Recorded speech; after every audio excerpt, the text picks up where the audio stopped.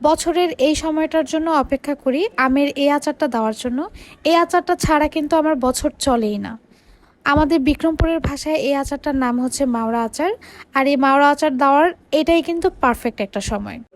এই আচারটি দেওয়ার জন্য আমটাকে আমি খোসা সহ প্রথমে খুব ভালোভাবে ধুয়ে তারপর এভাবে 4 ফালি করে কেটে নিয়েছি।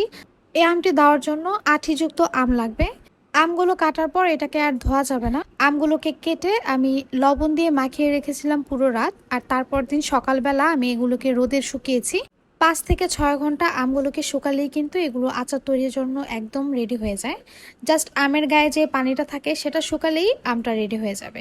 অতিরিক্ত শুকিয়ে খড়খড়া করে ফেললে সেটা দিয়ে আচার তৈরি করলে আচারের ভেতর কিন্তু মশলা সহজে ঢুকতে চাইবে না। এই আচারটা তৈরি করার জন্য খুবই অল্প কিছু মশলার প্রয়োজন। আমি প্রথমে এখানে 3 কাপ পরিমাণ সরিষার তেল হালকা একটু গরম করে তার মধ্যে সামান্য পরিমাণে গোটা 5 ফোড়ন দিয়ে এটাকে একটু ভেজে তারপর আমি এখানে আদা রসুন বাটা দিয়ে এটাকে ভেজে নেব। আমি এখানে প্রায় 3 টেবিল চামচ পরিমাণ আদা রসুন বাটা ভেজে নিয়েছি। আদা রসুনের কাঁচা স্মেলটা চলে গেলে আমি এখানে সরিষা বাটা দিয়ে দেবো। আমি এখানে কালো এবং সাদা 2 ধরনের সরিষা বাটাই কিন্তু দিয়েছি। আর সরিষা বাটার পরিমাণ প্রায় 4 টেবিল চামচ পরিমাণ ছিল। সরিষা বাটা দিয়ে চুলার আঁচটা একদম কমিয়ে তেলের সাথে খুব ভালোভাবে নেড়েচেড়ে মিশিয়ে নিতে হবে। খেয়াল রাখতে হবে সরিষা বাটা যাতে পুড়ে না যায়, তাহলে কিন্তু আচারটা তেতো হয়ে যাবে। এ পর্যায়ে আমি এখানে অ্যাড করছি 1 টেবিল চামচ পরিমাণ মরিচ গুঁড়ো এবং 2 টেবিল চামচ পরিমাণ হলুদ গুঁড়ো। তার সাথে দিয়ে দিচ্ছি 1.5 টেবিল চামচ পরিমাণ লবণ। যেহেতু আমি আগে থেকেই আমটাকে লবণ দিয়ে মাখিয়ে রেখেছিলাম, তাই লবণটা কিন্তু একটু বুঝে ব্যবহার করতে হবে। এখন মশলাগুলোকে অল্প আঁচে আমি একটু ভেজে নেব। মশলাটাকে সামান্য একটু কষিয়ে এখন যে আমটা শুকিয়ে রেখেছিলাম সেটা এখানে দিয়ে দিচ্ছি।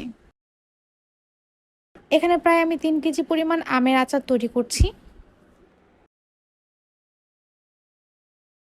চুলার আঁচটা মিডিয়ামে রেখে মশলার সাথে আমগুলোকে খুব ভালোভাবে মিশিয়ে নেব। এখন এখানে অ্যাড করব চিনি। আপনারা কি পরিমাণ মিষ্টি চাচ্ছেন এই আমের আচারে সেই বুঝে চিনিটা অ্যাড করবেন। আমি এখানে প্রায় 2 কাপ পরিমাণ চিনি অ্যাড করেছি। প্রথমে 1 কাপ পরিমাণ দিয়েছি, পরে আমি আরও 1 কাপ পরিমাণ চিনি অ্যাড করেছি। চিনিটা দেওয়ার পর এখন এটাকে খুব ভালোভাবে আচারের সাথে মিশিয়ে নেব। আর তারপর এই আচারটাকে আমি ঢেকে দেব আর চুলার আঁচটা একদম কমে রেখে অপেক্ষা করব যতক্ষণ না পর্যন্ত চিনির রসটা বের হয় এবং আমটা একটু নরম হয়ে আসে।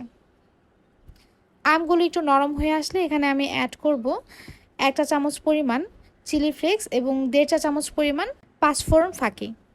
এই মশলাগুলো দিয়ে খুব ভালোভাবে আমের সাথে আমি মিশিয়ে নেব। আর চুলার আঁচটা কিন্তু আমি একদম কমিয়ে দিয়েছি।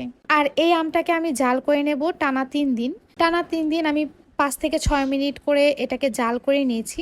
এতে করে মশলাগুলো খুব ভালোভাবে আমের মধ্যে প্রবেশ করে আর আচারটা খেতে খুব ভালো হয়। পুরো 1 বছর বাইরে রেখেই খেতে পারবেন, এটা কিন্তু নষ্ট হবে না।